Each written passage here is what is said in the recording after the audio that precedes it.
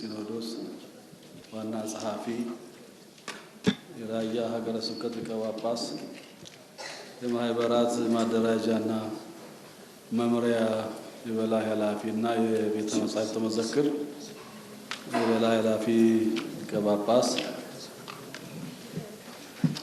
ብፁዕ አቡነ ጎርጎርዮስ የምስራቅ ሸዋ ሀገረ ስብከት ሊቀ ጳጳስና የዘዋይ ሐመረ ብርሃን መንፈሳዊ ኮሌጅ የበላይ ኃላፊ ሊቀ ጳጳስ፣ ብፁዕ አቡነ ሕርያቆስ የአዲስ አበባ ሀገረ ስብከት ሊቀ ጳጳስና የሀዲያ እና ስልጤ አህጉረ ስብከት ሊቀ ጳጳስ፣ ብፁዕ አቡነ ማርቆስ በኢትዮጵያ ኦርቶዶክስ ተዋሕዶ ቤተክርስቲያን የመንበረ ፓትርያርክ ጠቅላይ ቤተ ክህነት የስብከተ ወንጌልና ሐዋርያዊ ተልእኮ መምሪያ ሊቀ ጳጳስ፣ ብፁዕ አቡነ ሙሴ የአውስትራሊያ ሀገረ ስብከት ሊቀ ጳጳስ፣ ብፁዕ አቡነ ቀለሜንጦስ የሰሜን ሸዋ ሀገረ ስብከት ሊቀ ጳጳስና የሰንበት ትምህርት ቤት ማደራጃ መምሪያ የበላይ ኃላፊ ሊቀ ጳጳስና የቅዱስ ባስልዮስ መንፈሳዊ ኮሌጅ የበላይ ኃላፊ ሊቀ ጳጳስ፣ ብፁዕ አቡነ ሰላማ የምዕራብ ጎንደር ሀገረ ስብከት ሊቀ ጳጳስ፣ ብፁዕ አቡነ ዳንኤል የአፋር ሀገረ ስብከት ሊቀ ጳጳስ፣ ክቡር ንጉሠ ኤልያስ አብርሃ የመንፈሳዊ ዘርፍ ምክትል ዋና ስራ አስኪያጅ፣ ፕሮፌሰር ግርማ ባቱ ማህበራዊና ኢኮኖሚያዊና ማህበራዊ ዘርፍ ምክትል ስራ አስኪያጅ፣ የመጋቤ ካህናት እንቆ ባህሪ ካህናት አስተዳደር መምሪያ ኃላፊ፣ የድርጅትና የመምሪያው ጠቅላይ ቤተ ክህነት መምሪያ ኃላፊዎች እና ሰራተኞች፣ የገዳማትና አድባራት አስተዳዳሪዎች፣ ሊቃውንት አባቶች፣ ሁላችሁም ከሩቅም ከቅርብም ይህንን ታላቁን በዓል ለማክበር በዚህ የተገኛችሁ ሁላችሁ እንደምን ቆያችሁ? እንደምን ሰነበታችሁ? እንኳን አደረሳችሁ።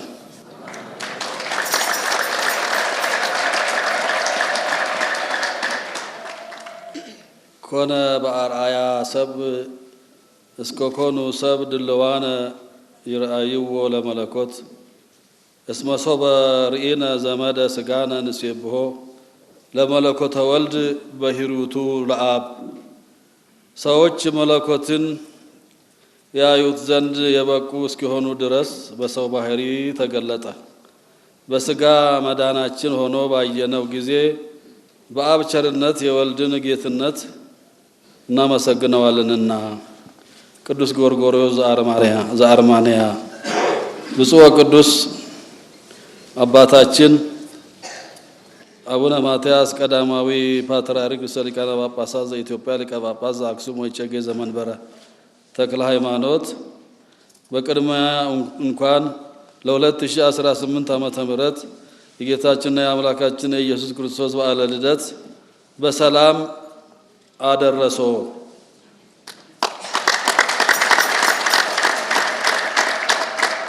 በቅድስት ቤተ ክርስቲያናችን ሥርዓት በዓለ ልደትን በየዓመቱ በስብሐተ እግዚአብሔርና በጸሎተ ቅዳሴ ማክበር እንዲሁም በማግስቱም ደግሞ ብፁዕ ወቅዱስ አባታችንን ለዚህ ታላቅ በዓል እንኳን አደረሶ ማለት የተለመደ ነው። ዛሬ በዚሁ መንፈስ ቅዱስ ለቅዱስነቶ መልካም ምኞታችንን ለመግለጽ ቡራኬውን በመሻት በዚህ ሁኔታ ተገኝተናል። በዓለ ልደት የሰው ልጆችን ለማዳን ሰው የሆነ የአምላካችን ቸርነት የፍቅሩ መጠንና የማዳኑ ሥራ በተለይ አድናቆት የሚታሰብበትና በተደረገልን ፈንታ ከኛ የሚጠበቀው ሕይወት የሚነገርበት ታላቅ በዓል ነው። ወንጌላዊው ቅዱስ ዮሐንስ ለሰው ሁሉ የሚያበራው እውነተኛ ብርሃን ወደ ዓለም ይመጣ ነበር እንዳለ ጌታችን በመወለዱ በሰው ክፋት የጨለማው ዓለም ብርሃን በርቶለታል። ዮሐንስ 1:9 ከዚህም በሚልቅ ታላቅ ምስጢር አምላክ ባህርየ ትስብእቱን ከመቤታችን ቅድስት ድንግል ማርያም በመንሳት ተዋህዶ ከኛ ጋር አንድ ሆነዋል።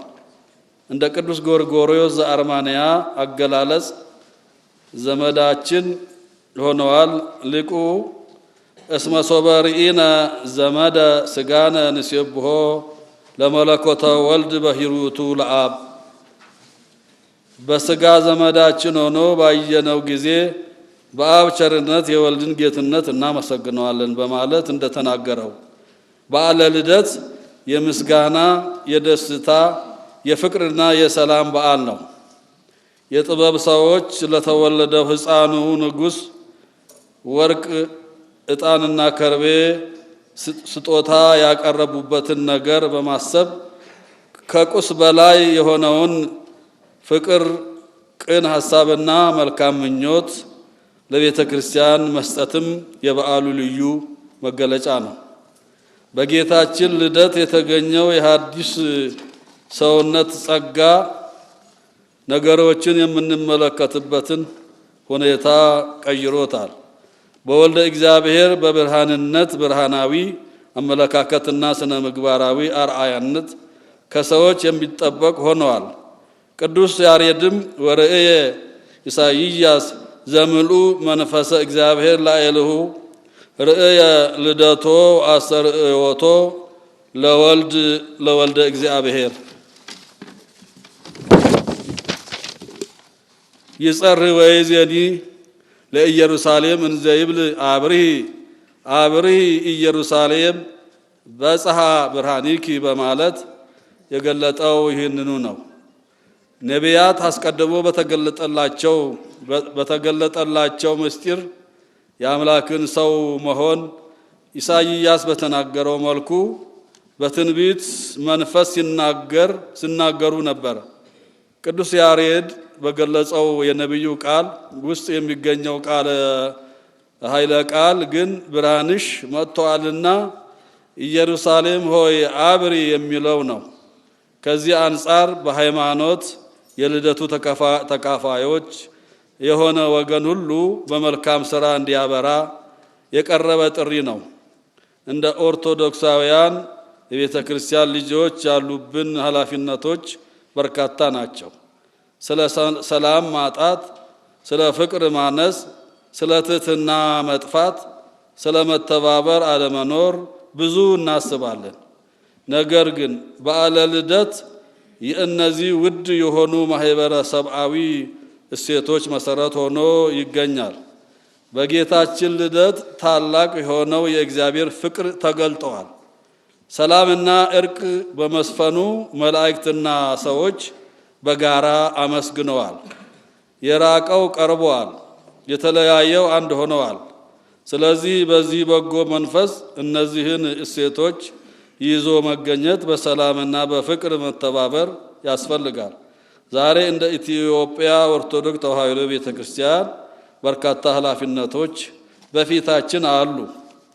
ቀደም ሲል እንደተጠቆመው ስነ ምግባራዊ አርአያነት ዓለም ከኛ የሚጠብቀው ትልቁ ነገር ነው። በሌላ መልኩ በልማት ንቁ ተሳትፎ ማድረግና ማህበራዊ ኃላፊነትንም መወጣት ይጠበቅብናል።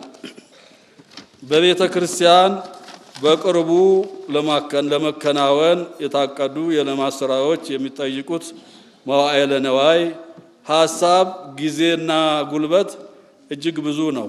ስለዚህ በልማታዊ ጉዳዮች ንቁ ተሳትፎ ማድረግ በሚቻለው ሁሉ መተባበር ኃላፊነትንም መወጣት ያስፈልጋል። ለሀገራዊ የሰላም ጥሪዎች በሙሉ ሐሳብ መነሳትና ቀዳሚ መሆን ለሀገር ጥቅም የሚበጁ ተግባራት ላይም መሳተፍ ይጠበቅብናል። ታላላቅ ስራዎች የዓላማ አንድነትን ይፈልጋሉ። በመሆኑም በዚህ የበዓለ ልደት መንፈስ ከጥላቻ ጨለማ፣ ከመለያየት ኃጢአት፣ ከክፉ ሐሳብ ወጥመድ ወደ ብርሃን ሰላም፣ አንድነትና ፍቅር መውጣት ያስፈልጋል። አምላክ በዚህ መጠን ከወደደን እርስ በርሳችን መዋደድ ይገባናል። ይህ ሲሆን እውነተኛ የብርሃን ልጆች መሆናችን ይታወቃል። ብፁዕ ወቅዱስ አባታችን በድጋሜ እንኳን አደረሶ። የቅድስት ቤተ ክርስቲያን አምላክ በሕይወት በጤና ይጠብቆ። ብፁዓን ሊቃነ ጳጳሳት፣ ክቡራን ክቡራት፣ የዚህ መርሃ ግብር ተሳታፊዎች እንኳን አደረሳችሁ። በዓሉን የደስታና የሰላም በዓል ያድርግልን። ወስብሐት ለእግዚአብሔር።